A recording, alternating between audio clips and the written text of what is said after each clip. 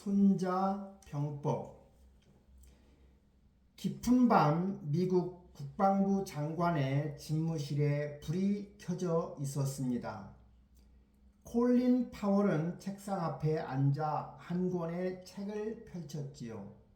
제목은 손자병법.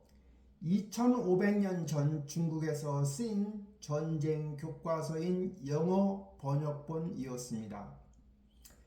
파월은 베트남 전쟁에서 참혹한 패배를 경험한 군인이었습니다. 파월은 알고 있었습니다. 무기가 많다고, 병사가 많다고 전쟁에서 이기는 게 아니라는 걸. 그래서 그는 동양의 병법서를 읽기 시작했습니다. 그로부터 10년 후 걸프전이 터졌습니다. 전 세계가 또 다른 베트남이 될 거라고 예상을 했습니다. 하지만 결과는 충격적이었습니다. 미군은 단 100시간 만에 전쟁을 끝냈습니다. 희생은 최소한으로 승리는 압도적으로. 파월은 기자들 앞에서 말했습니다. 손자의 말대로 했을 뿐입니다. 손자병법, 이 책은 단순한 전쟁 매뉴얼이 아니었습니다. 소프트뱅크 손정희는 이 책으로 6분 만에 결정한 선택으로 60조 원의 투자 수익을 올렸고, 빌 게이츠는 중국 시장을 장악했으며 트럼프는 백악관 입성에 성공했습니다. 도대체 이 책에는 무엇이 담겨 있을까요? 왜 2500년이 지난 지금도 전쟁터에서, 회의실에서, 협상 테이블에서 여전히 손자병법 책이 읽히는 걸까요? 싸우지 않고 이기는 법, 그 불멸의 지혜 속으로 들어갑니다. 기원전 512년 중국 강남 지역, 오나라의 수도에 한 남자가 도착했습니다. 그의 이름은 손무, 훗날 사람들이 손자라고 부르게 된 인물입니다. 그는 평범한 군인이 아니었습니다. 제나라 출신의 병법가였고 전쟁의 본질에 대해 끊임없이 고민하던 사람이었습니다. 당시의 중국은 춘추시대, 크고 작은 나라들이 끊임없이 싸우고 있었습니다. 전쟁은 일상이었고 승리는 곧 생존이었습니다. 손무는 수많은 전쟁을 지켜봤지요. 승리한 나라, 패배한 나라, 살아남은 병사들, 돌아오지 못한 이들. 그리고 그는 깨달았습니다. 전쟁은 명분이 아니라 실리로 판단해야 한다는 것을. 용기가 아니라 계산으로 이겨야 한다는 것을. 오나라의 함녀는 야심찬 군주였지요. 그는 강력한 이웃나라 초나라를 무너뜨리고 싶었습니다. 하지만 문제가 있었습니다. 오나라 군대는 욕망했지만 전략이 없었습니다. 감정에 휘둘렸고 계획 없이 싸웠으며 때로는 이유도 모르고 패배했지요. 어느 날 함녀는 손무의 소문을 들었습니다. 전쟁을 새로운 방식으로 보는 병법가가 있다는 소문. 왕은 그를 국무로 불러들였습니다. 그대가 쓴 병법서를 보았소. 흥미롭더군. 하지만 글과 실전은 다른 법이요. 그대가 정말 군대를 이끌 수 있는지 시험해 보고 싶소. 함녀는 손무에게 특이한 과제를 내렸습니다. 궁궐의 궁녀 180명을 두 부대로 나누어 훈련시키는 것이었죠. 왕의 총애를 받은 후궁 2명을 대장으로 삼았습니다. 손무는 냉정하게 말했습니다. 왕께서 명령하셨으니 따르겠습니다. 하지만 한 가지 확인하겠습니다.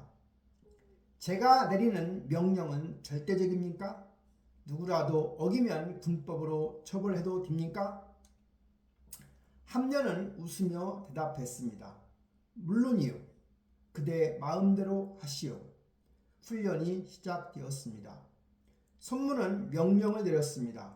인쪽으로 돌아. 하지만 궁녀들은 웃기만 했습니다. 명령의 의미를 이해하지 못했죠. 순문은 다시 설명하고 다시 명령했습니다. 하지만 결과는 똑같았습니다. 궁녀들은 여전히 웃으며 장난처럼 움직였죠. 그때 순문은 차갑게 말했습니다. 명령이 불분명하면 지휘관의 잘못이지만 이해하고도 따르지 않으면 그것은 부대장의 책임입니다. 그는 2명의 대장 왕이 총애하는 후궁들을 끌어냈습니다. 그리고 군법에 따라 참수하라고 명령했죠. 함녀는 깜짝 놀라 소리쳤습니다. 잠깐! 그들은 내가 아끼는 사람들이요. 그만하시오. 하지만 손문은 단호했습니다. 왕께서는 저에게 군대를 맡기셨습니다. 군대를 이끄는 장수는 왕의 명령도 거부할 수가 있습니다. 전쟁터에서 승리하기 위해서라면 칼이 떨어졌습니다. 2 후궁은 그 자리에서 목숨을 잃었습니다. 궁궐은 얼어붙었습니다. 궁녀들의 얼굴에서 웃음이 사라졌습니다. 손문은 다시 명령했습니다. N쪽으로 돌아. 이번에는 모든 궁녀가 정확히 움직였습니다. 오른쪽, 앞뒤 어떤 명령에도 궁녀들은 일사불란하게 반응했죠. 함녀는 말을 잃었습니다. 분노할 수도 칭찬할 수도 없었습니다. 그저 멍하니 서 있었을 뿐이었죠. 순문은 왕에게 말했습니다.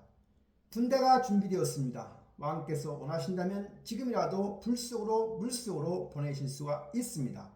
명령대로 움직일 것입니다. 그날 이후에 함녀는 순무를 장군으로 임명했습니다.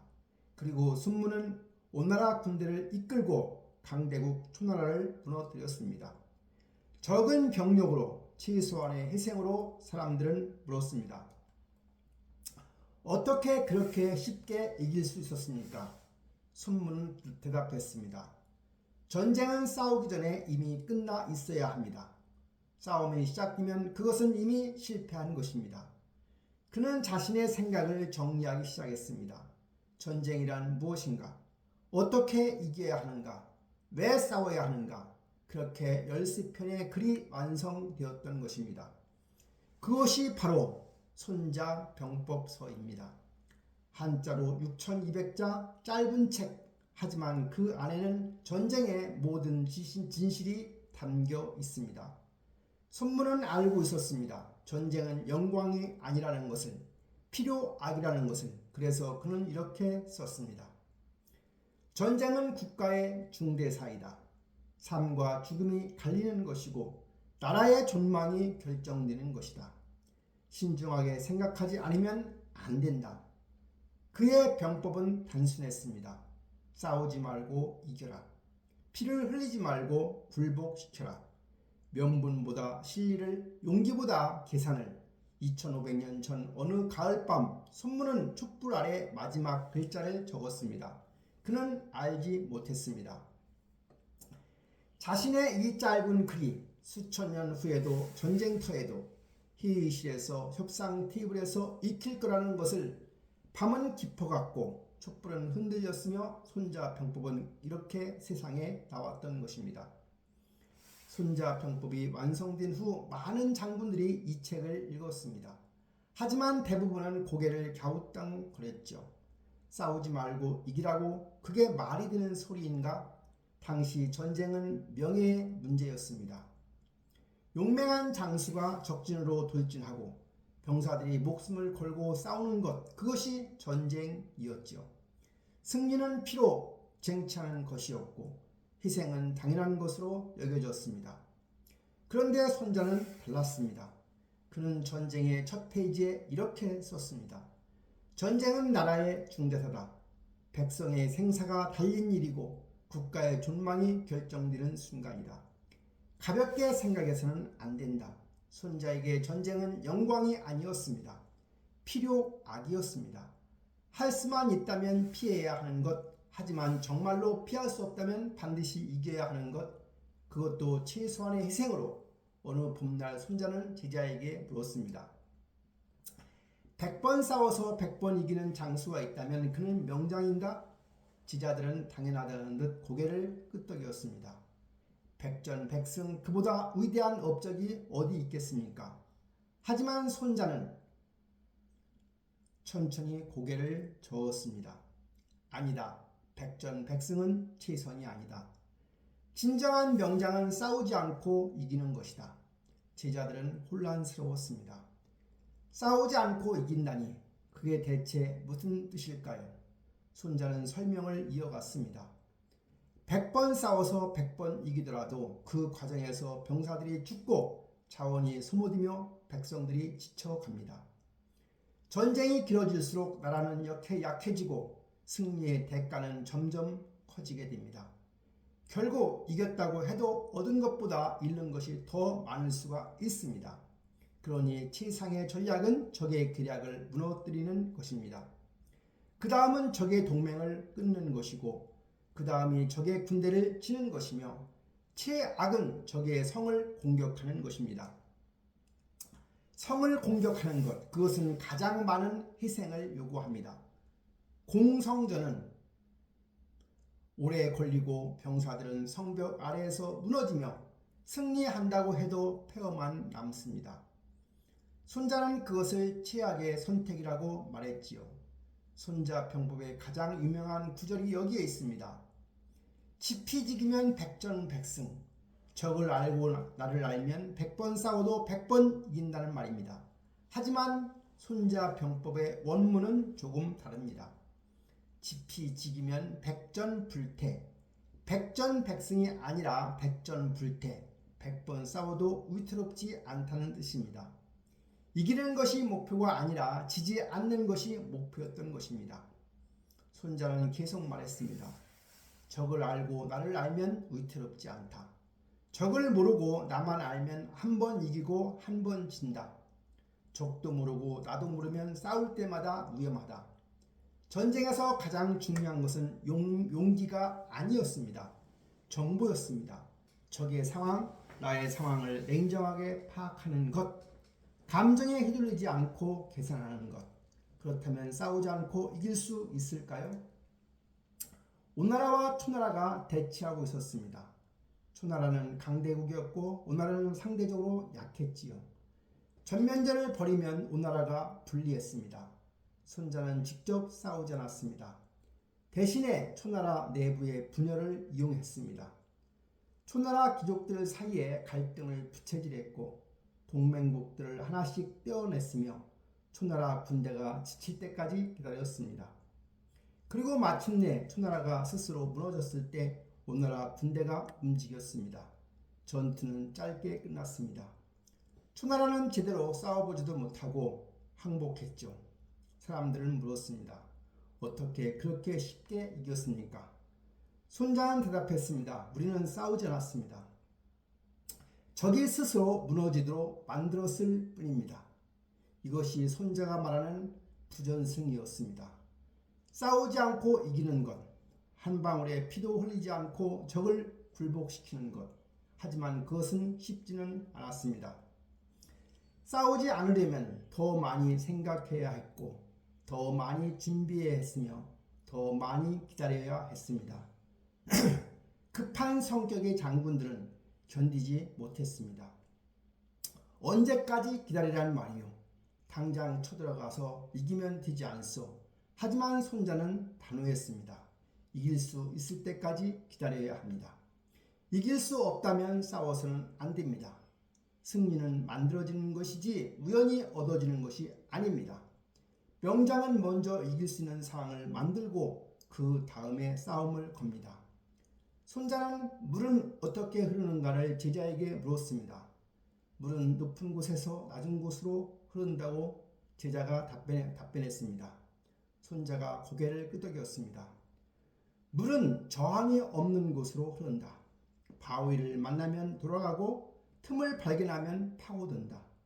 전쟁도 마찬가지다. 적의 강한 곳을 피하고 약한 곳을 친다. 그것이 승리의 원리다. 손자 병법의 핵심은 여기에 있었습니다. 강한 곳과 싸우지 말고 약한 곳을 찾아라. 적이 준비된 곳을 피하고 준비되지 않은 곳을 쳐라. 적이 예상한 곳에 가지 말고 예상하지 못한 곳으로 가라. 그러니 전쟁의 형태는 물과 같아야 한다. 물은 정해진 형태가 없고 전쟁도 정해진 방식이 없다. 적의 상황에 따라 변화하고 지형에 따라 달라진다. 그것이 전쟁의 본질이다. 2500년 전 손자가 남긴 이 원칙은 오늘날까지도 살아있습니다. 싸우지 않고 이기는 법, 그것은 전쟁터에서만 통하는 이야기가 아니었습니다. 회의실에서, 협상 테이블에서, 경쟁의 현장에서 승리는 여전히 싸우기 전에 결정됩니다. 준비된 자가 이기고 계산하는 자가 살아나오며 기다릴 줄 아는 자가 최후의 승자가 되는 겁니다. 진정한 승리는 피로 얻는 것이 아니라 지혜로 만들어진다는 것을 기원전 400년 초나라의 어느 장군이 손자 병법을 읽고 있었습니다. 전쟁을 시작하기 전에 반드시 따져봐야 할 5가지가 적혀 있었습니다. 도, 천, 지, 장, 법. 5글자. 하지만 그 안에는 나라의 운명이 담겨 있었습니다. 전쟁을 하기 전에 5가지를 계산하라. 이것을 계산하지 않고 전쟁을 시작하는 것은 자살 행위와 다름이 없다. 여기서 첫 번째 도라고 하는 것은 백성과 지도자가 같은 목표를 지향하고 있는가 하는 것입니다. 즉 백성들이 이 전쟁을 지지하는가, 목숨을 걸고 싸울 만한 이유가 있다고 믿는가. 손자는 도란 백성이 지도자와 마음을 함께하는 것이라고 했습니다. 그러면 백성들이 죽음을 두려워하지 않고 따른다. 역사는 이것을 증명했습니다. 백성의 지지를 받지 못한 전쟁은 언제나 실패였습니다. 아무리 강한 군대라도 명분 없는 전쟁에서는 무너졌습니다. 기원전 220년 진나라가 육국을 정복할 때였습니다.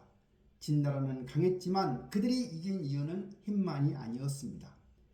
백성들에게 토지를 나눠주고 법을 공평하게 적용했으며 승리의 과실을 함께 나누었던 것입니다. 그래서 병사들은 진심으로 싸웠지요. 반대로 명분 없는 전쟁을 시작한 나라들은 어땠을까요? 병사들은 도망쳤고 백성들은 등을 돌렸으며 결국 내부에서 무너졌습니다. 두 번째, 천이란 바로 시간입니다. 때를 아는 것입니다. 지금 싸울 시기인가? 날씨는 어떤가? 계절은 우리 편인가? 천이란 밤과 낮, 추위와 더위, 사계절의 변화입니다. 전쟁은 타이밍입니다. 겨울에 싸우면 병사들이 얼어 죽었고 우기에는 보급이 끊겼으며 추수절에 전쟁을 벌이면 백성들이 굶주릴 수 있습니다. 기원전 300년 연나라가 진나라를 침공했습니다. 하지만 때가 나빴고 한겨울이었고 눈이 계속 내렸습니다. 연나라 군대는 추위와 싸우느라 제대로 싸워보지도 못하고 철수해야 했습니다. 반대로 현명한 장수들은 기다릴 줄 알았습니다. 비가 그치기를, 적이 지치기를, 때를 기다리는 자가 결국 이기는 것입니다. 세 번째 질환 바로 땅입니다. 지형이지요. 이 전쟁터가 우리에게 유리한가? 산인가 평양인가 강이 있는가 없는가? 손자는 질환, 거리가 멀고 가까움, 지형이 험하고 평탄함, 땅의 넓고 좁음, 생사의 갈림길입니다. 같은 군대라도 어디서 싸우느냐에 따라 결과는 완전히 달라질 수 있습니다. 산에서 싸우면 적은 병력으로도 막을 수 있었고 평야에서 싸우면 기병이 유리했으며 강을 등지고 싸우면 필요가 없어 필사적으로 싸우게 됩니다. 기원전 500년 손자가 투나라 군대를 맞이했을 때였습니다. 그는 평야에서 정면 대결을 피했습니다. 대신 산악 지형으로 유인했고 좁은 계곡에서 싸웠지요. 초나라 대군은 숫자의 이점을 살리지 못했고 결국 초나라 군대가 패배했습니다. 명장은 지형을 읽습니다. 어디가 유리한지, 어디가 위험한지, 그리고 적을 불리한 곳으로 끌어들입니다. 네 번째는 장입니다. 장이란 바로 장군입니다. 군대를 이끌 사람이지요. 그에게 지혜가 있는가, 신뢰할 수 있는가, 용기가 있는가, 엄격한가, 인자한가. 장이란 지혜, 신뢰, 인자함, 용기, 엄격함입니다. 5가지가 갖춰진 장군은 사실은 드물습니다. 지혜로우면서도 용감하고 엄격하면서도 인자한 사람, 그런 장군을 만나는 것은 나라의 행운이라 하겠지요. 역사 속 명장들을 보면 알 수가 있습니다. 한시는 지혜가 뛰어났고 항우는 용맹했으며 조조는 엄격했습니다. 하지만 완벽한 장군은 없었습니다. 그래서 명군은 장군의 장점을 살리고 단점을 보완하지요. 손자는 경고했습니다. 유능한 장군을 믿지 못하면 전쟁에서 진다고. 왕이 전쟁터에서 간섭하면 군대는 혼란에 빠진다고. 좋은 장군을 선택하는 것만큼 중요한 것이 장군을 믿고 맡기는 것이었습니다. 5번째는 법입니다. 법은 바로 시스템입니다. 군대의 조직, 보급체계, 명령체계, 제대로 된 시스템이 갖춰져 있는가? 법이란 군대의 편제, 관직의 임명, 보급의 관리입니다. 전쟁은 힘만으로 이기는 것이 아니었습니다. 병사들에게 제때 밥을 먹이고 무기를 보급하며 명령을 정확히 전달하는 것, 그런 지루하고 세밀한 일들이 승패를 갈랐습니다. 기원전 208년 한나라와 투나라가 싸웠습니다. 항우는 용맹했지만 보급을 무시했습니다. 반면에 유방은 약했지만 시스템을 갖췄죠. 병사들은 제때 밥을 먹었고 무기는 계속 보급되었으며 부상자는 잘 치료받았습니다. 전쟁이 길어질수록 차이가 드러났습니다. 항우의 군대는 굶주리고 지쳐갔고 유방의 군대는 안정적으로 유지되었습니다. 결국 이긴 것은 유방이었습니다. 손자는 이 5가지를 말했습니다. 그리고 냉정하게 물었습니다. 누가 도를 갖췄는가? 누가 천에 이점을 가졌는가? 누가 지를 점령했는가? 누가 더 나은 장을 가졌는가? 누가 법을 확립했는가? 5가지 중 셋 이상이 우리 편이라면 싸워도 됩니다. 하지만 반반이거나 불리하다면 손자는 단호하게 말했습니다. 싸우지 말라고. 이길 수 없다고. 어느 가을날 한 젊은 장수가 손자에게 물었습니다. 저는 용맹합니다. 병사들도 충성스럽습니다. 왜 기다려야 할까요? 지금 당장 쳐들어가면 안 됩니까? 용기로는 한 번 이길 수가 있다. 하지만 자네가 이기고 싶다면 먼저 이 5가지를 점검하라. 그리고 모든 조건이 우리 편일 때 움직여라. 젊은 장수는 불만스러웠습니다. 하지만 몇 년 후에 그는 손자의 말을 이해하게 됐습니다. 준비 없이 뛰어든 전쟁에서 참패한 후였죠. 도천지장법, 이 5글자는 오늘날에도 살아있습니다. 사업을 시작하기 전에, 프로젝트를 시작하기 전에, 중요한 결정을 내리기 전에 사람들은 여전히 이것을 따집니다. 목표가 명확한가? 지금이 적절한 시기인가? 시장 환경이 유리한가? 리더가 유능한가? 시스템이 갖춰져 있는가? 5가지 질문, 2000년, 500년 전에도 지금도 승부를 가르는 것은 결국 지금도 같습니다. 이길 준비가 되어 있는가? 그것만이 중요했습니다. 기원전 410년 우리나라와 조나라가 국경에서 대치하고 있었습니다. 양측 모두가 10만 대군을 동원했고 진영을 세우고 서로를 노려봤죠. 하지만 아무도 먼저 공격하지는 않았습니다. 석 달, 6달이 지났습니다. 병사들은 지쳐갔고 식량은 바닥나기 시작했으며 백성들은 세금에 짓눌렸습니다. 두 나라는 협상했고 전쟁은 흐지부지 끝났지요. 누가 이겼을까요? 아무도 이기지 못했습니다. 둘 다 졌습니다. 손자는 이런 전쟁을 경고했습니다. 전쟁은 모름지기 빠르게 끝내야 한다. 오래 끌면 병사들이 지치고 예리함이 무뎌지고 국력이 소모된다. 전쟁의 가장 큰 적은 적군이 아니었습니다. 시간이었습니다.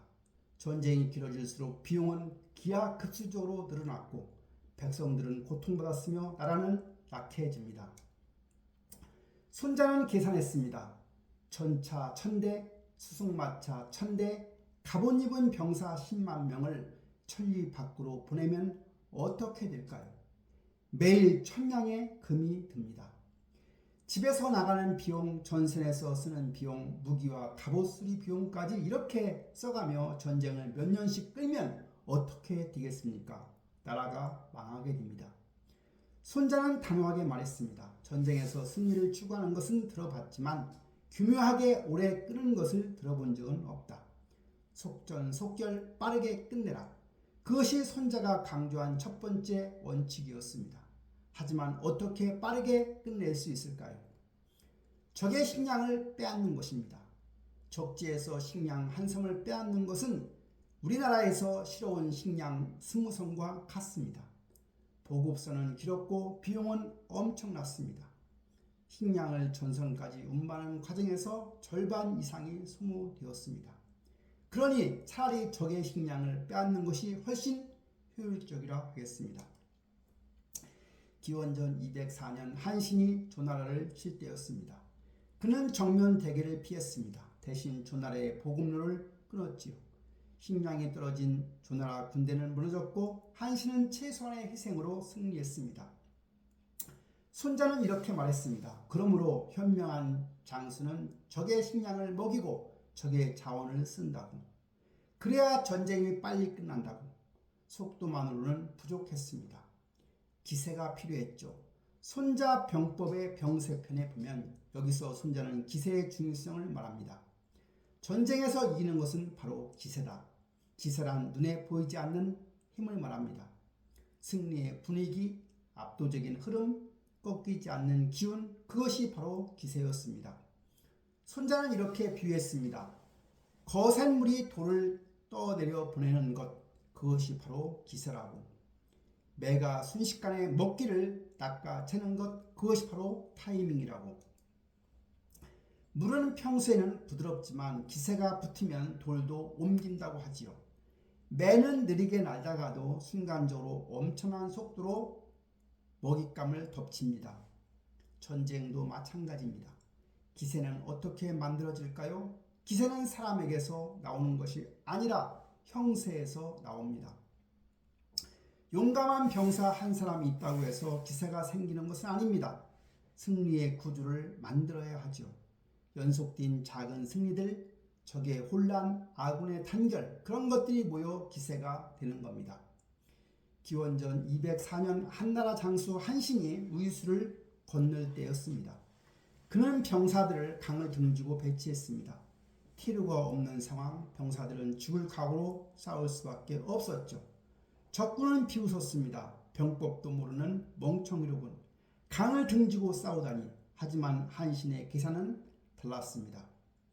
병사들에게 필사의 기세를 불어넣는 것이었죠. 즉 도망칠 수 없다면 싸울 수밖에 없었던 것입니다. 그 절박함이 기세가 됐던 겁니다.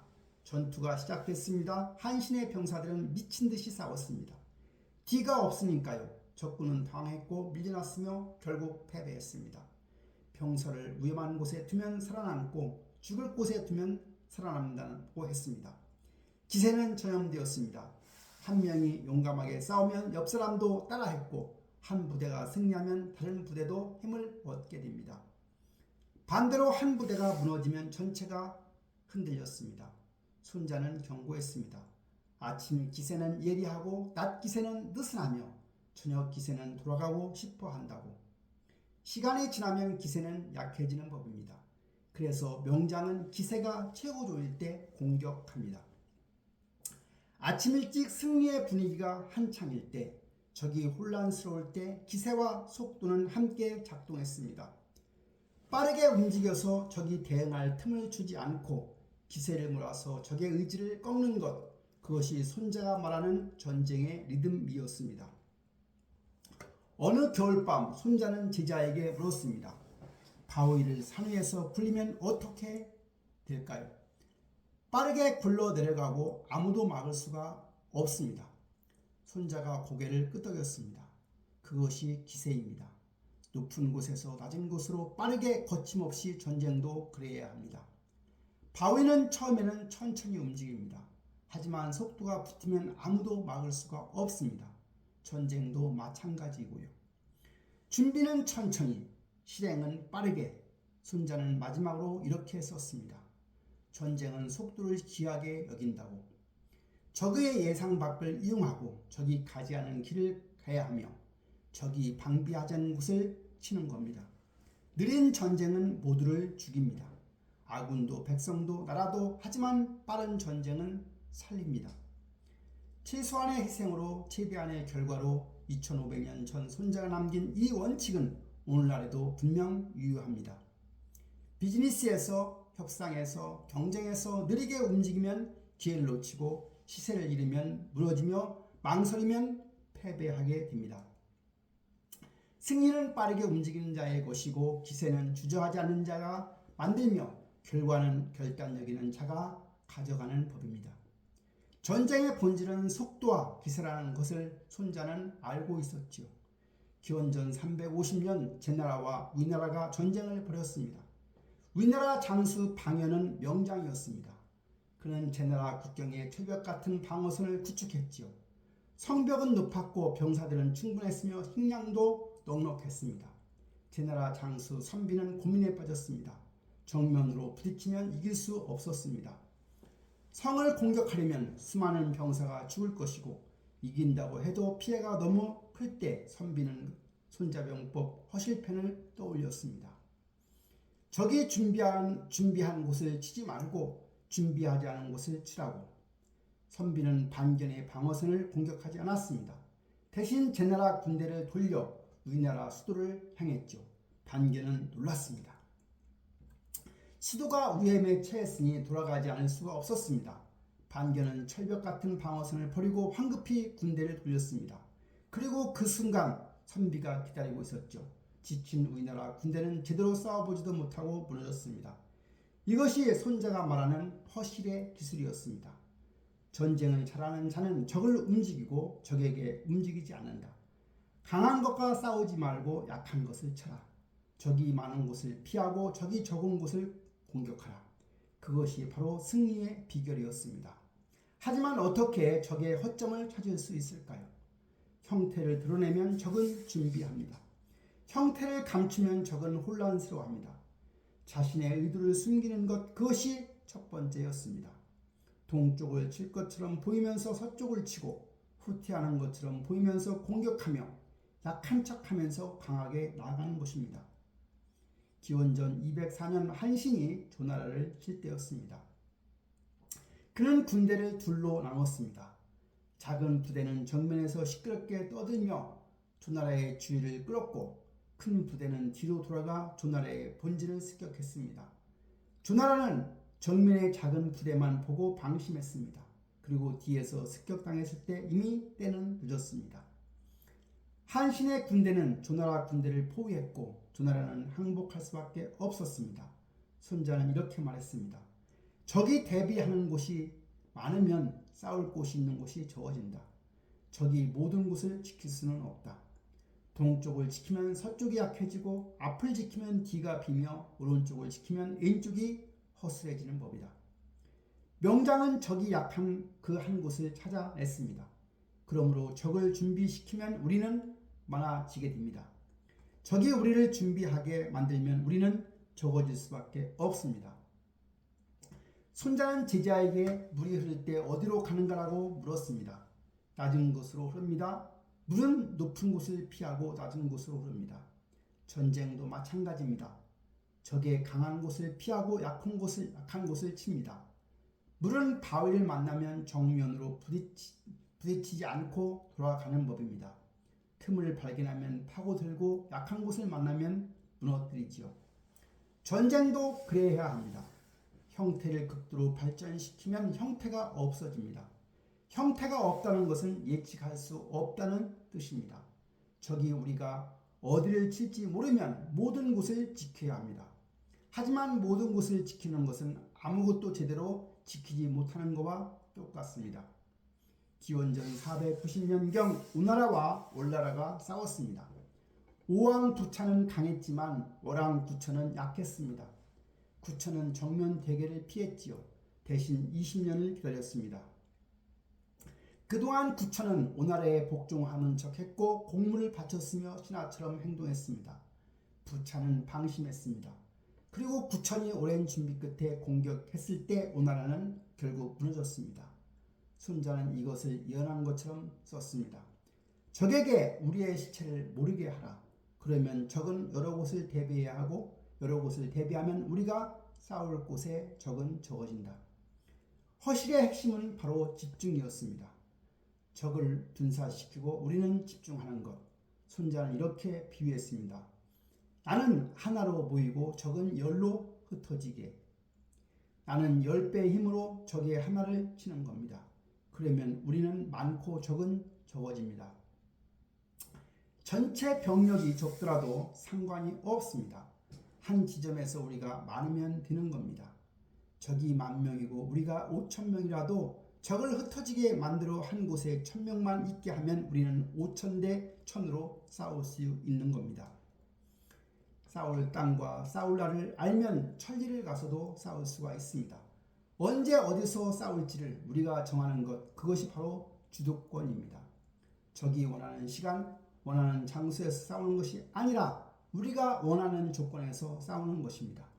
기원전 200년 항우와 유방이 홍문에서 만났습니다. 항우는 강했고 유방은 약했습니다. 항우의 참모들은 지금 유방을 죽이라고 했습니다. 하지만 항우는 망설였고 유방은 도망쳤습니다. 몇 년 후 역전되었습니다.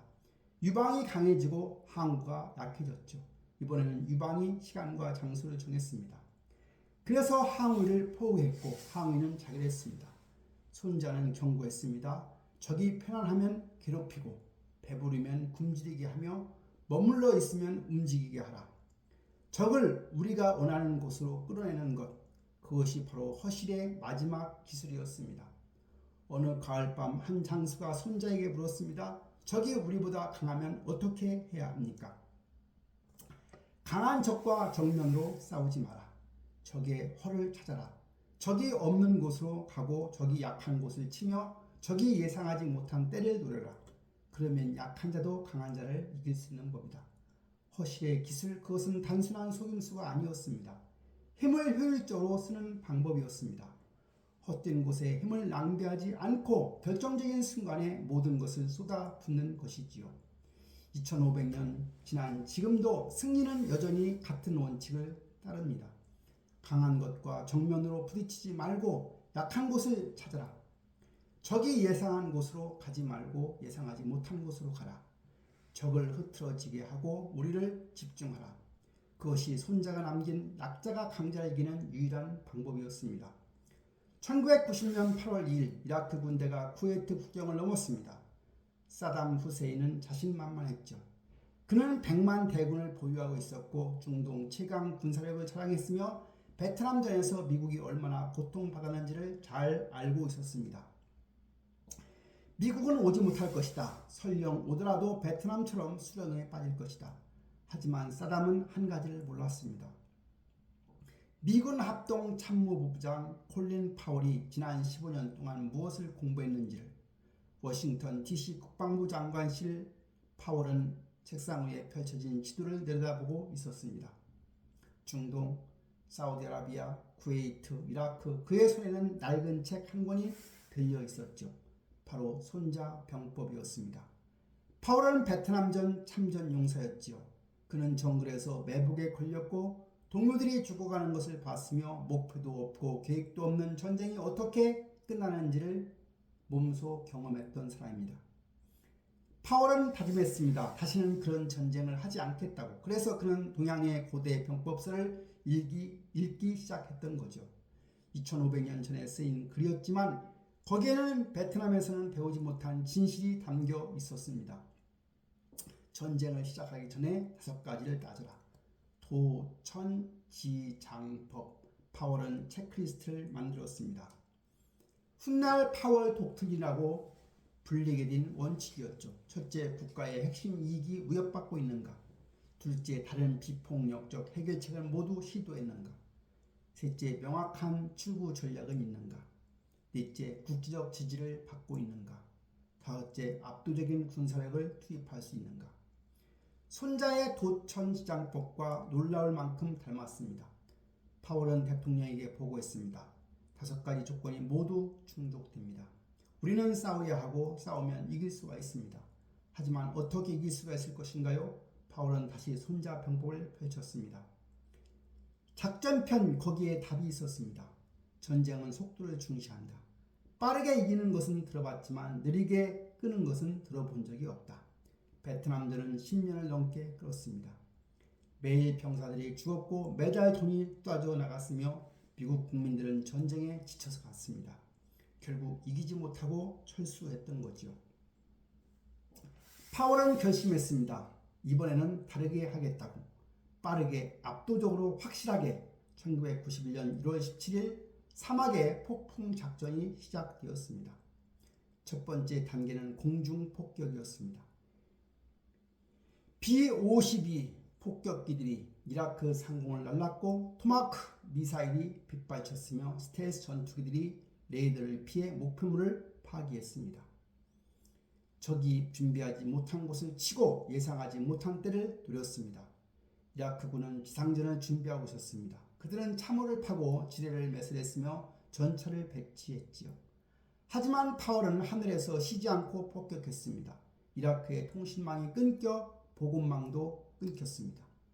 지휘체계가 마비되었죠. 병사들은 고립되었고 식량은 떨어졌고 사기는 바닥을 쳤습니다. 적의 계략을 무너뜨리는 것이 최상이고 동맹을 끊는 것이 그 다음이며 군대를 치는 것이 그 다음이었습니다. 파월은 이라크군과 직접 싸우기 전에 이미 전쟁을 끝내고 있었습니다. 보급을 끊고 통신을 마비시키며 고립시켰지요. 2월 24일 지상전이 시작됐습니다. 하지만 이것은 전투가 아니었습니다. 일방적인 압도였죠. 미군은 압도적인 병력으로 밀고 들어갔습니다. 50만 대군, 2,000대의 전차, 1,000대의 헬기, 이라크군은 제대로 저항조차 하지 못했습니다. 손자는 이렇게 말했습니다. 승산이 보이면 싸우고 승산이 없으면 싸우지 마라. 싸울 때는 압도적으로 싸우라. 파월은 중간 정도의 병력을 보내지 않았습니다. 필요한 것보다 훨씬 병력을 더 많이 보냈던 것이죠. 확실히 이기기 위해서였죠. 사흘이 지났습니다. 이라크 공화국 수비대가 무너졌습니다.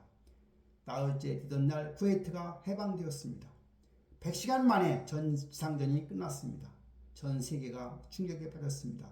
사람들은 제2의 베트남을 예상했었습니다. 끝없는 수렁, 매일 죽어가는 병사들, 몇 년씩 끄는 전쟁, 하지만 결과는 반대였습니다.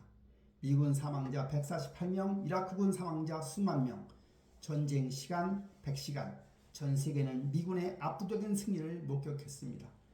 기자가 파월에게 물었습니다. 어떻게 이렇게 빨리 끝내셨습니까? 우리는 손자의 원칙을 따랐을 뿐입니다. 이길 준비가 될 때까지 기다렸고 준비가 되자 압도적으로 움직였으며 빠르게 끝냈습니다. 파월은 손자 병법의 핵심을 완벽하게 실행했습니다. 전쟁 전 철저한 계산, 도천지장법을 점검했고 모든 조건이 유리할 때까지 기다렸습니다. 속전속결, 공중 폭격과 100시간의 지상전, 적에게 숨 쉴 틈을 주지 않았습니다. 압도적인 전력, 필요한 것보다 2배, 3배 병력을 투입했습니다. 확실하게 이기기 위해서였죠. 적의 허를 찌를 정면 공격이 아니라 측면 위에 공중에서 지상으로 예상을 빗나가는 움직임. 전쟁이 끝난 후에 파월은 기자들 앞에 섰습니다.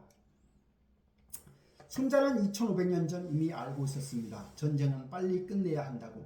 싸우지 않고 이기는 것이 최선이지만 싸워야 한다면 압도적으로 이겨야 한다고. 우리는 그 원칙을 따랐을 뿐입니다. 걸프전은 현대전에서 손자 병법이 여전히 통하다는 것을 증명했습니다. 무기는 변했고 전술은 발전했지만 전쟁의 본질은 여전히 같습니다. 이기는 전쟁의 조건은 변하지 않았습니다. 철저한 준비, 압도적인 전력, 빠른 실행, 명확한 목표, 그날 밤 백악관 집무실의 파월은 책상 위에 손자 병법을 덮었습니다.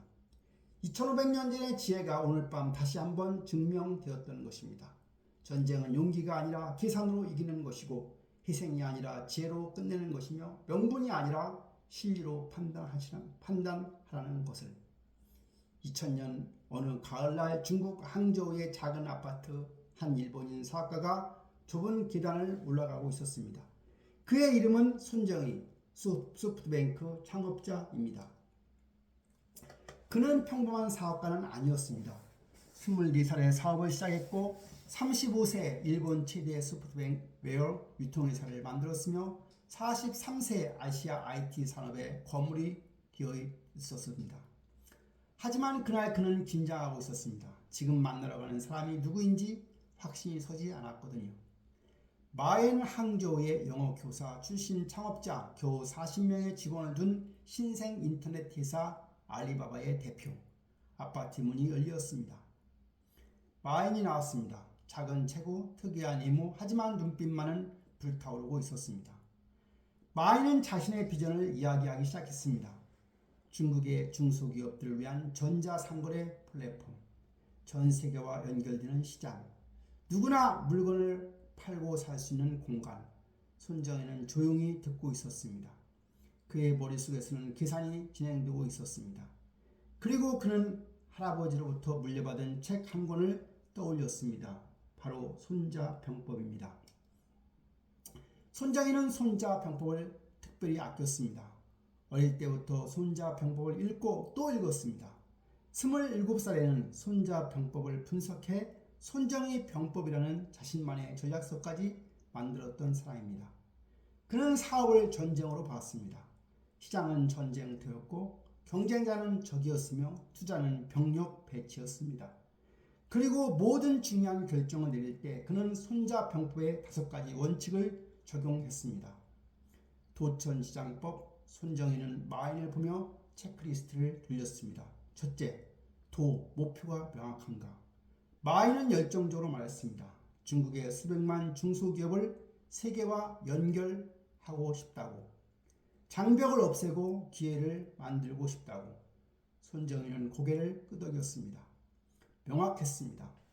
이 사람은 자기가 무엇을 하려는지 정확히 알고 있는 사람이라고. 둘째, 지금이 적절한 시기인가? 2000년 인터넷 버블이 터진 직후였습니다. 많은 IT 기업들이 무너지고 있었고 사람들은 인터넷에 회의적이었습니다. 하지만 손정희는 달리 봤지요. 손자는 이렇게 말했습니다. 남들이 두려워할 때가 기회이다. 바로 지금이었습니다. 경쟁자들이 움츠러드는 순간 과감하게 움직이는 자가 시장을 장악한다고. 손정희는 버블 붕괴가 위기가 아니고 기회라고 봤던 겁니다. 셋째, 시장 환경이 유리한가? 중국 13억 인구, 폭발적으로 성장하는 경제, 막 시작되는 인터넷 혁명. 손정희는 알고 있었습니다. 중국 시장은 거대한 미개척지라는 것을. 손자는 이렇게 썼습니다. 지형을 아는 자가 전쟁을 지배한다고. 중국이라는 전장, 그곳은 위험하지만 기회로 가득했습니다. 누가 먼저 선점하느냐가 승부를 가릴 것이었죠. 넷째, 리더가 유능한가?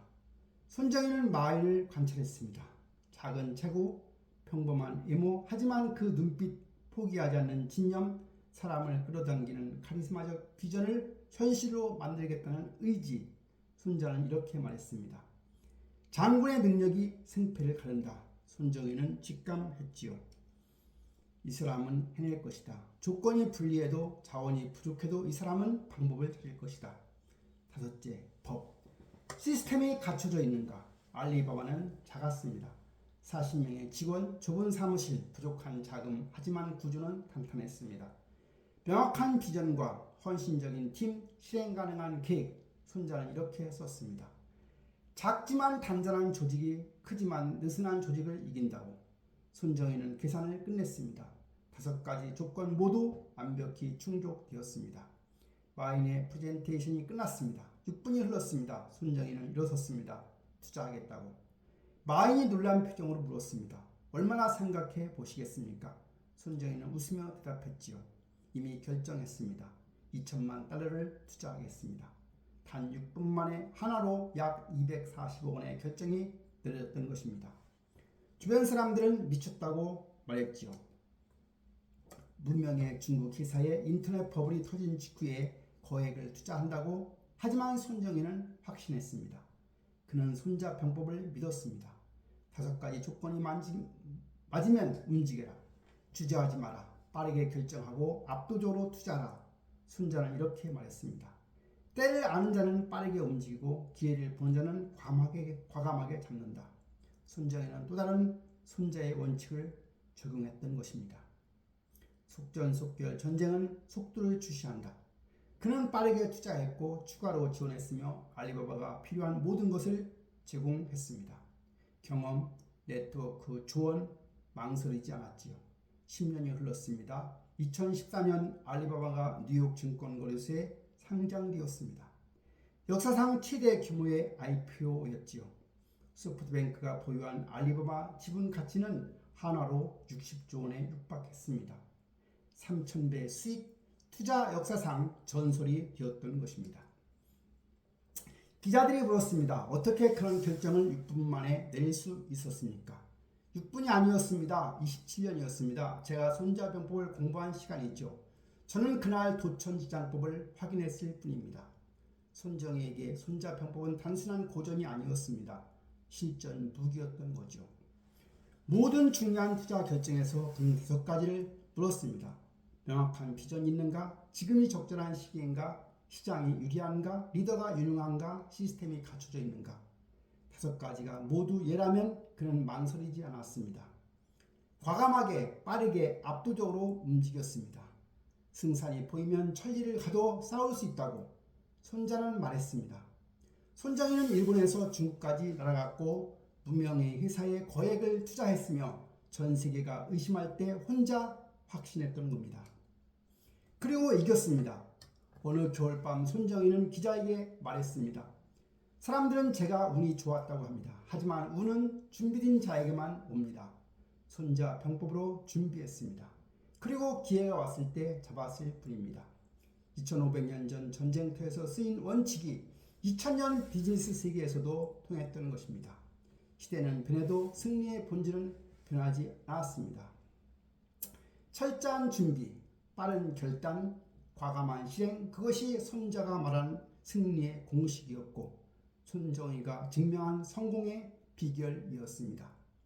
마이는 훗날 이렇게 말했습니다. 손정희를 만난 것은 행운이었습니다. 하지만 그가 손자 병법을 알았다는 것은 우리 모두의 행운이었습니다. 6분의 결정, 60조 원의 결과, 2500년의 지혜, 손자 병법은 여전히 살아 있습니다. 1990년대 중반 미국 시애틀 마이크로소프트 본사 중국 베이징에서 날아온 한 통의 보고서가 빌 게이츠의 책상에 놓였습니다. 중국에서 윈도우 복제가 너무 심각합니다. 추정 피해액만 수억 달러입니다. 빌 게이츠는 보고서를 읽으며 미소를 지었습니다. 주변 참모들은 이해할 수가 없었죠. 수백억의 손실인데 왜 웃는 걸까요? 아무것도 하지 마세요. 네, 하지만 회장님 내버려 두세요. 지금은 싸울 때가 아닙니다. 빌 게이츠는 손자 병법을 읽었습니다. 그는 고대 병법서를 추천도서로 꼽았고 그의 경영 전략 곳곳에서 손자의 원칙이 드러났습니다. 손자는 이렇게 말했습니다. 먼저 이길 수 있는 형세를 만들고 싸우라. 중국 시장 13억, 인구 폭발적으로 성장하는 경제. 하지만 소프트웨어에 돈을 내는 문화는 없었습니다. 정품을 강요하면 중국 정부는 자국 운영체제를 만들 것이고 사람들은 리눅스로 갈 것이며 마이크로소프트는 영원히 중국 시장을 잃을 것입니다. 그래서 빌 게이츠는 불법 복제를 방치했습니다. 아니 오히려 조용히 장려했습니다. 중국의 모든 컴퓨터에 윈도우가 깔리도록 불법이든 합법이든 상관없이 5년이 흘렀습니다. 또 5년이 흘러 10년이 흘렀습니다. 중국의 모든 기업, 모든 학교, 모든 정부기관이 윈도우를 썼습니다. 다른 운영체제는 생각할 수조차 없었죠. 윈도우가 표준이 되었던 것입니다. 그리고 그때 빌 게이츠가 움직였습니다. 이제 정품을 사용하셔야 합니다. 중국 정부는 당황했지만 선택지가 없었습니다. 모든 시스템이 윈도우로 돌아가고 있었으니까요. 바꾸려면 수조 원이 들고 몇 년이 걸리며 모든 업무가 마비될 것이었습니다. 중국은 정품을 사기 시작했습니다. 수억 달러, 수십억 달러, 그렇게 윈도우는 중국 시장을 완전히 장악했던 것입니다. 손자는 이렇게 썼습니다. 싸우지 않고 적을 굴복시키는 것이 최선이다. 빌 게이츠는 한 번도 중국과 싸우지 않았습니다. 법적 소송도 정치적 압박도 없었습니다. 그저 기다렸을 뿐입니다. 중국이 스스로 윈도 없이는 살 수 없게 될 때까지. 어느 기자가 물었습니다. 불법 복제를 방치한 것이 전략이었습니까? 그들이 불법이라도 우리 제품을 쓰게 하는 것이 중요했습니다. 일단 익숙해지면 다른 것을 쓸 수 없으니까요. 이것이 손자가 말하는 형세를 만드는 것이었습니다. 같은 시기 미국 뉴욕 또 다른 사업가가 손자 병법을 읽고 있었습니다. 바로 도널드 트럼프였죠. 트럼프는 부동산 재벌이었습니다. 하지만 그는 단순한 건물주가 아니었습니다. 협상의 달인이었고 거래의 천재였으며 예측 불가능한 전략가였습니다. 그는 자신의 책 거래의 기술에서 이렇게 썼습니다. 최고의 거래는 상대방이 예상하지 못할 때 이루어진다고. 손자도 같은 말을 했지요. 적이 대비하지 않은 곳을 치고 예상하지 못한 곳으로 가라고. 2016년 트럼프는 대통령 선거에 출마했습니다.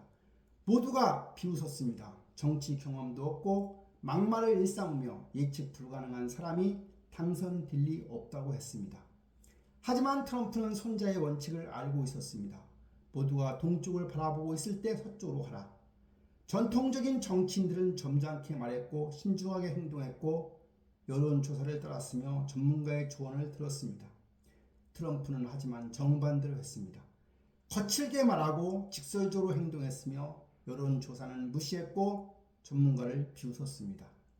사람들은 충격을 받았습니다. 하지만 일부는 아주 열광했지요. 손자는 이렇게 말했습니다. 형태를 감추면 적은 혼란스러워한다. 트럼프의 전략은 예측 불가능이었습니다. 오늘 한 말을 내일 뒤집었고 동맹을 위협했다가 갑자기 칭찬했으며 적을 공격하다가 악수를 청했습니다. 상대방은 어떻게 대응해야 할지 몰랐지요. 선거일 모든 언론이 힐러리 클린턴의 승리를 예측했지요. 하지만 결과는 달랐습니다. 바로 트럼프가 이겼던 거지요. 대통령이 된 후에도 트럼프의 손자 병법은 계속되었습니다. 북한과의 협상, 전임 대통령들은 조심스럽게 접근했지요. 실무 협상을 먼저 하고 조건을 맞추고 그 다음에 정상회담을 했던 거죠. 하지만 트럼프는 반대로 했습니다. 갑자기 김정은을 만나겠다고 했고 트위터로 협박했다가 칭찬했으며 예측할 수 없는 행동을 반복했지요. 북한은 혼란스러웠습니다. 손자는 이렇게 썼습니다. 적을 끌어들이되 적에게 끌려가지 말라고. 트럼프는 게임의 규칙을 바꿨습니다. 상대방이 원하는 방식으로 하지 않았습니다. 자기 방식을 강요했고 상대방이 따라오게 만들었죠. 무역 전쟁도 중국과의 관세 전쟁도 전문가들은 만류했습니다. 경제가 무너질 것이라고. 하지만 트럼프는 밀어붙였습니다. 손자는 이렇게 말했습니다. 이익이 있을 때만 움직이고 이익이 없으면 멈추라. 트럼프는 명분이 아니라 실리를 따졌습니다. 동맹국에게도 돈을 요구했고 국제협약을 파괴했으며 미국의 이익만을 챙겼습니다. 비난받았지만 그는 개의치 않았습니다. 그는 손자의 또 다른 원칙을 실행했습니다. 적을 이용하라고. 트럼프는 적대적인 언론을 공격했습니다. 하지만 동시에 이용도 했지요. 논란을 만들어 언론의 주목을 받았고 비난받으면서도 화제의 인물 중심이 되었으며 모든 뉴스가 자신에 대한 것이 되도록 만든 사람입니다. 손자는 이렇게 썼습니다. 적의 자원을 빼앗아 내 것으로 만들어라.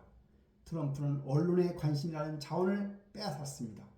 비난하든 칭찬하든 모든 언론이 그를 다뤘고 그는 공짜 광고를 얻었습니다. 어느 겨울밤 백악관 트럼프는 손자 병법에 대해 이렇게 말했습니다. 2500년 전 책이지만 지금도 통합니다. 예측 불가능하게 움직이고 상대방을 혼란시키며 이익이 있을 때만 싸우고 적을 이용하라. 이것이 승리의 비결입니다. 빌 게이츠와 트럼프 두 사람은 전혀 달랐습니다. 한 명은 조용히 기다렸고 한 명은 시끄럽게 공격했습니다. 한 명은 불법 복제를 방치했고 한 명은 관세 전쟁을 벌였습니다. 하지만 둘 다 손자 병법을 이해했던 사람입니다. 싸우지 않고 이기는 법, 상대방이 예상하지 못한 것을 하는 법, 형세를 만들고 기다리는 법, 적을 혼란시키고 이용하는 법. 2500년 전에도 지금도 승리의 본질은 같습니다. 힘으로 물어붙이는 것이 아니라 지혜로 이기는 것, 정면으로 부딪히는 것이 아니라 우회하는 것, 상대방의 이상대로 움직이지 않는 것, 손자는 알고 있었습니다. 전쟁의 본질은 속임수라는 것을, 가장 강한 자가 아니라 가장 영리한 자가 이긴다는 것을, 그리고 빌 게이츠와 도널드 트럼프는 그것을 증명했습니다. 시대가 바뀌어도 무기가 발전해도 승리의 공식은 변하지 않는다는 것을 2025년 어느 겨울밤 세계 곳곳에서 사람들이 손자병법을 읽고 있습니다. 실리콘밸리의 스타트업 창업자는 투자 전략을 고민하며 책장을 넘기고 월가의 펀드 매니저는 시장 진입 시점을 계산하며 밑줄을 긋고 책을 읽습니다. 서울의 대기업 임원은 경쟁사 대응 전략을 짜며 손자병법을 다시 꺼내 듭니다. 2500년 전 중국 춘추시대 손문은 이렇게 썼습니다. 전쟁은 국가의 중대사다. 신중하게 생각하지 않으면 안 된다. 그의 글은 짧았습니다. 한자로 6200자. 하지만 그 안에는 승리의 모든 비밀이 담겨 있습니다. 왜일까요? 왜 2500년이 지난 지금도 손자병법은 익히는 걸까요? 답은 아주 간단합니다. 인간의 본질이 변하지 않았기 때문이죠. 기원전 500년에도 사람들은 경쟁했고 지금도 경쟁합니다. 그때도 이기고 싶었고 지금도 이기고 싶어 합니다. 그때도 자원은 한정되어 있었고 지금도 마찬가지입니다. 무기는 변했습니다. 칼에서 총으로, 총에서 미사일로, 또 사이버 무기로. 하지만 전쟁의 본질은 변하지 않았습니다. 어떻게 이길 것인가? 어떻게 살아남을 것인가? 어떻게 최소한의 희생으로 최대한의 결과를 얻을 것인가? 손자는 답을 알고 있었습니다. 먼저 계산하라. 도천시장법 5가지 조건을 따져봐라. 모두 유리할 때만 움직여라. 빠르게 움직여라. 속도와 기세로 압도하라. 적에게 대응할 틈을 주지 마라. 약한 곳을 쳐라. 강한 것과 정면으로 싸우지 마라. 물처럼 흘러라. 그리고 가장 중요한 것, 싸우지 않고 이겨라. 콜린 파월은 이것을 증명했지요. 철저한 준비, 압도적인 전력, 100시간의 전쟁, 베트남의 수령에서 배운 교훈을 걸프전에서 완벽하게 실행했습니다. 손정희는 이것을 증명했지요. 6분의 결단, 도천장법의 체크리스트, 60조의 결과, 2500년 전 병법이 2000년 비즈니스 세계에서도 통한다는 것을 보여준 예입니다. 빌 게이츠는 이것을 증명했습니다. 싸우지 않고 이기는 법, 중국의 불법 복제를 기다리다가 중국 시장을 장악했습니다. 트럼프는 이것을 증명했습니다. 예측 불가능한 힘 형태를 감추고 적을 혼란시키며 게임의 규칙을 바꿨습니다. 하지만 손자병법을 단순히 이기는 법만 가르치지 않습니다. 더 중요한 것을 말합니다. 백전백승이 최선이 아니다. 이기는 것보다 중요한 것이 있습니다. 지혜롭게 싸우는 것, 불필요한 전쟁을 피하는 것, 이길 수 없으면 싸우지 않는 것. 손자는 전쟁을 싫어했습니다. 그는 알고 있었습니다. 전쟁은 파괴이고 고통이며 상처라는 것을. 그래서 그는 말합니다. 싸우지 말고 이겨라. 이것은 비겁함이 아닙니다. 지혜입니다. 필요 없는 싸움을 하지 않는 것. 이길 수 없는 전쟁을 시작하지 않는 것. 자존심이 아니라 신뢰를 택하는 것. 명분보다 결과를 중시하는 것. 오늘 밤 당신이 어떤 전쟁을 치르고 있든지 물어보세요. 이 싸움이 정말로 필요한 싸움인가? 5가지 조건이 정말로 유리한가? 이길 준비가 되었는가? 그리고 가장 중요한 질문, 싸우지 않고 이길 방법은 없는가? 손자는 2500년 전에 떠났습니다. 하지만 그의 지혜는 여전히 살아있습니다. 전쟁터에서, 회의실에서, 협상 테이블에서, 우리 삶의 모든 전장에서 승리는 힘이 아니라 지혜에서 나옵니다. 용기가 아니라 계산에서 나옵니다. 운이 아니라 준비에서 나옵니다. 그리고 가장 위대한 승리는 피 한 방울 흘리지 않고 얻는 것입니다. 밤은 깊어가고 세상은 여전히 경쟁하며 사람들은 여전히 이기고 싶어합니다. 하지만 이제 우리는 압니다. 진정한 승리는 무엇인가요? 어떻게 싸워야 하는지요? 그리고 언제 싸우지 말아야 하는지요. 손자병법 2500년의 시간을 관통한 불멸의 지혜, 그 마지막 교훈은 이것입니다. 가장 강한 자가 이기는 것이 아니라 가장 현명한 자가 이긴다고. 가장 용감한 자가 살아남는 것이 아니라 가장 준비된 자가 살아남는다고. 그리고 가장 많이 싸운 자가 위대한 것이 아니라 싸우지 않고 이긴 자가 위대하다고.